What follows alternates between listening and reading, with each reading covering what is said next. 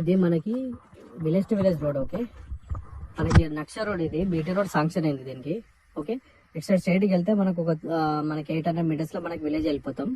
ఇటు సైడ్ నుంచి వెళ్తే ఒక 1 kilometer మనకి విలేజ్ ఉంటుంది. Okay, village to village connectivity road ఇది. ఇక్కడ ఈ రోడ్కి మనకి సెకండ్ బిట్ వస్తుంది మనకి. ఓకే, ఇగో ఇది మనకి పానది రోడ్. మొక్కజొన్న వేసినారు కదా, ఇది ల్యాండ్ 1 acre ఉంటుంది ప్రాపర్టీ.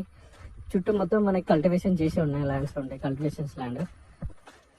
ఇక్కడ సాయిల్ వచ్చేసి మొత్తం రెడ్ సాయిల్. ఇక్కడ చుట్టుపక్కలంతా రెడ్ సాయిల్ ఉంటుంది. మనకి 1 acre ప్రాపర్టీ. మనకి నేషనల్ హైవే నుండి ఇక్కడికి జస్ట్ 10 kilometers ఉంటుంది. ప్రజెంట్ ఉన్న విలేజ్ నుండి ఇక్కడికి ఒక 1 kilometer ఉంటుంది. ఓకే, ఈ రోడ్ స్ట్రైట్గా అట్లనే కనెక్టివిటీ వెళ్తూ ఉంటుంది, వేరే బాయిల కాడికి వెళ్ళిపోతుంది. మనకి వచ్చేసి ఇక్కడ ఉంది కదా, ఇక్కడ ఈ చెట్టు నుండి ఇక్కడ రైట్ సైడ్ మొక్కజొన్న అక్కడ దాకా ఉంది కదా చెట్టు, అక్కడ దాకా మనం మొత్తం పానది ఫేసింగ్ తోటి 1 acre బిట్ ఉంటుంది ఇక్కడ. ఓకే, మనకి ఆ రోడ్ బీటీ రోడ్ శాంక్షన్ అయింది. రోడ్ వేసినప్పుడు బ్లాక్ టాప్ కి మనకి సెకండ్ బిట్ అయిపోతుంది ఇది ల్యాండ్. మనకి నేషనల్ హైవే కి దగ్గరలో 1 acre ప్రాపర్టీ కావాలనుకునే వాళ్ళు కాంటాక్ట్ అవ్వండి. రైతు దగ్గరనే ఉంది ప్రాపర్టీ వచ్చేసి. రైతు బంధు పడుతుంది.